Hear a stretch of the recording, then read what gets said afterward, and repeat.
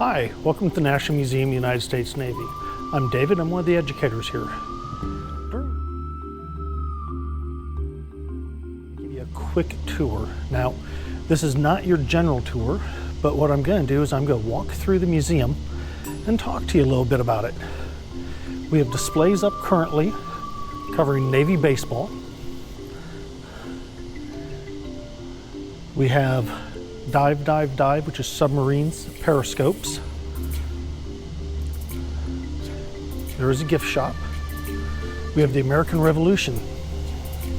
In the American Revolution, you can see such things as a bust of John Paul Jones, a pocket watch, and many ship models, which are of the sailing Navy. When you're going through, you will also note that we have the fighting top. The fighting top is off of the old Ironside. We have a gun deck. The gun deck is a mock-up with real guns.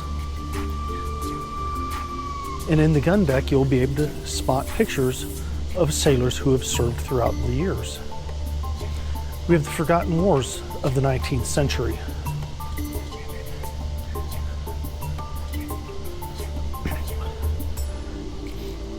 As you can see, we're still working on trying to freshen up the museum while we are closed for COVID. Now, just around the time of the Civil War, we have gone to steam power. Steam power was not as trusted at the time, so they maintained cells. It started off with paddle boards, and then they found that they were not conducive to open ocean. So we still had sailing power, and the ironclads were coming out. Now remember, I'd said the paddleboard. This particular ship has a true propeller. Now that propeller can be raised and lowered to streamline it for when it is the propellers. One of the reasons why is we did not have a large coal deposit throughout the world that we could just pull from. So we had to make sure that we were able to still move when the steam was gone.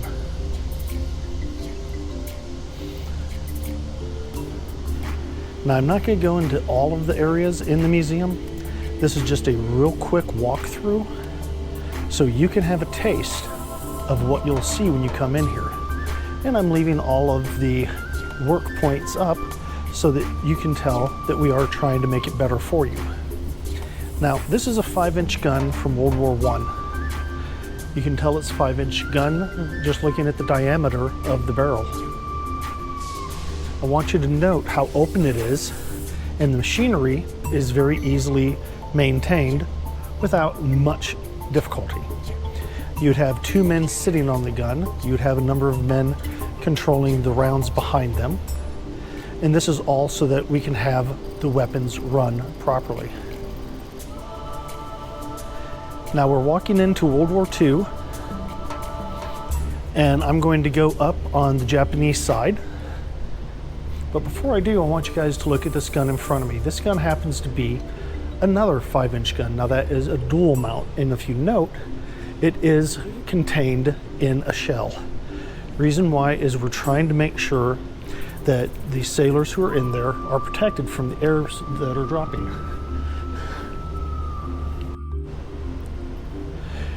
Okay, we have fixed the lighting. Now, one thing that you will note when you do come into the museum is we can't cover every aspect that has ever happened in history, but we try to cover the main aspects. Sort of like right here, we have Chester Nimitz, the Commander-in-Chief of the Pacific, awarding the Navy Cross to Mess Stewart Dory Miller for heroism on the West Virginia during the attack of Pearl Harbor. And there is a copy of his award.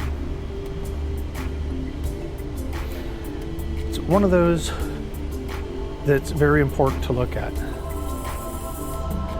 Now, when you're in this area, you'll note on that side is Atlantic, but we're going to go up Pacific first, and then we'll circle back.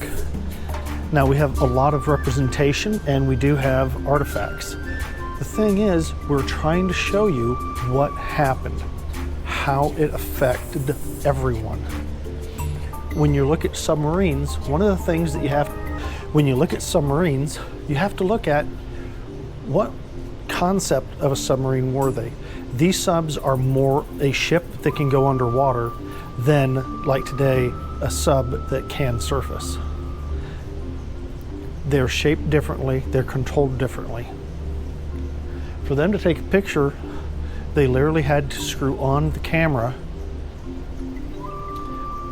look through the periscope, and take a picture. At the end, they had to unscrew it and hope that they had actually hit. This is one of the pictures that they had taken. We do have some paintings. Hopefully you guys can figure out who painted these or what studio painted these. For the spadefish, thresher in place. Of course, we do have a torpedo. All of the weapons in here are demilled, aka they can't fire. Now, as we're coming up this side, you'll note that we do have an area that is blocked off. We normally used to let people go in here. Both COVID, we're trying not to, and we also don't want people touching these too much because we'd like them to stay for the next generation.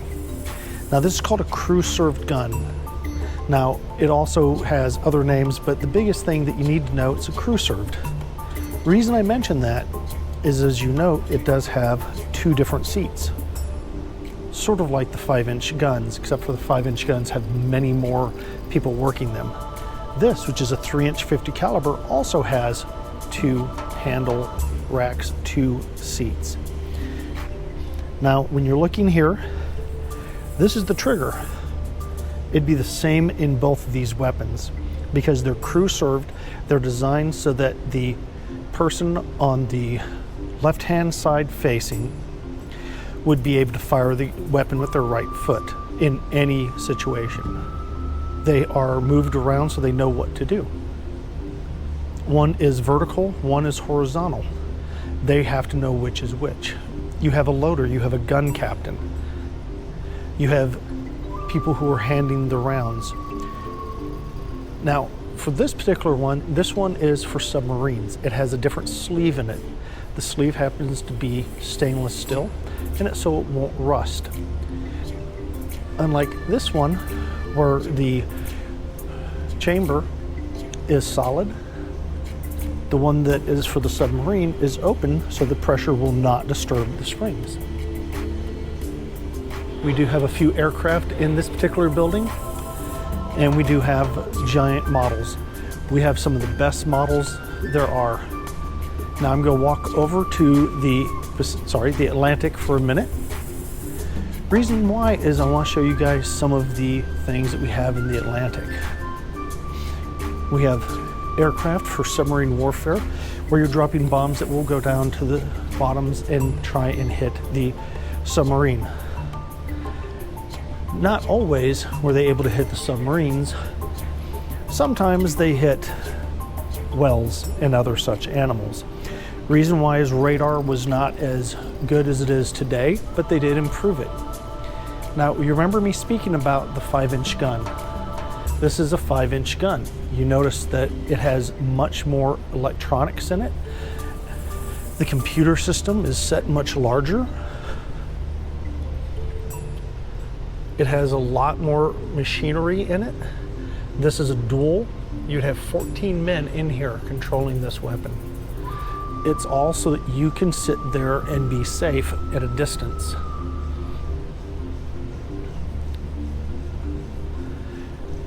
At the moment, the work to win site, also known as the home front, is closed because they're doing a lot of work back in there. But that's where your family would be working while you're away in the service. This is a Beaufort 40, again crew served, so it has the same function in the seats, same function for the trigger. We have more aircraft carriers. And I'm only doing the main building today. We do have another building, which is the Cold War. We had Jeep carriers during World War II. Jeep carriers are much smaller carriers, but they were able to help.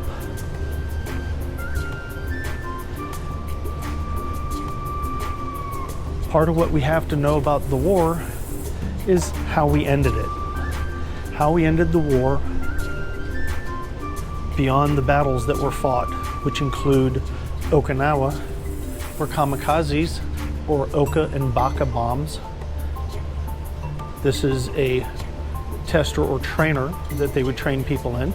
If it didn't have the ski, that would tell you that it's an actual. But weapons. This is Little Boy. Fat Man is in the Cold War gallery. These are bombs that were dropped to end the war. Now we're going to step beyond this wall here, and we're going to look more into exploration. Now when we're looking at exploration, we look at times like 1947, first step to the moon. At one point, each service had their own lunar programs, their own space programs. Eventually, the government decided we need to put everybody together, and they created NASA. Yes, we had Navy and other forces joined together to work with them. But one of the things that really functioned was to bring it all together. Sort of like today with the Space Force, it's refocusing on how things are done. Another mission that we have is exploration of the deep sea. This happens to be the Trieste. The Trieste, as you can see, is a very large artifact that went down to the bottom of the ocean. These pylons, of which there are two, were full of shot. The shot helped pull it down to the bottom of the ocean. The upper area, where you see the white lines, each one of those is a bay full of aviation gasoline to help float it back up once the shot is out. On either end is a water buoyancy. This is the side of which the sailors would be, and there were only two, looking through. They were in this sphere, as some people call it, the ball. There's not much room in there. And I will show you a picture of that. Now, as I said, I'm not doing a very big tour. This is just something to give you a taste of the museum. When we open back up, we're looking forward to seeing you. We hopefully will have everything open again soon. Again, ladies and gentlemen, I'm David. I'm one of the educators here. Thank you for visiting the National Museum of the United States Navy. This is the main building. The other building has the Cold War Gallery. There's more work going on there. Please join us soon. Thank you.